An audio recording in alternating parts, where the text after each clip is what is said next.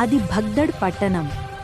పేద కాని తెలివైన బాలుడు అలాద్దీన్ తన పట్టణ వీధుల్లో పరుగులు తీస్తూ స్నేహితులతో నవ్వుతూ కనిపిస్తాడు. ఒక దుష్ట విదేశీ మాంత్రికుడు అలాద్దీన్ను గమనిస్తాడు. అతని కళ్లలో కపటం, చేతిలో ఒక మాయదండం. మాంత్రికుడు అలాద్దీన్ను ఒక ఎడారిలో ఉన్న రహస్య గుహ వద్దకు తీసుకువెళతాడు.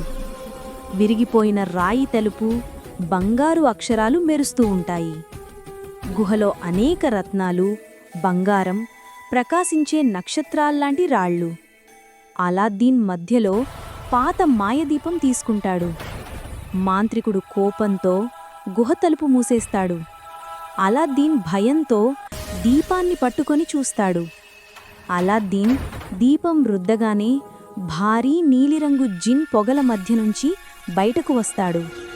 జిన్ సహాయంతో అలాద్దీన్ను రాజకుమారికి సరిపడే గొప్ప కోటలో నివసించేలా చేస్తాడు.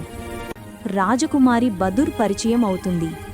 అద్భుతమైన దుస్తుల్లో బదుర్ బాల్కనీ మీద అలాద్దీన్ను చూసి ఆశ్చర్యపోతుంది.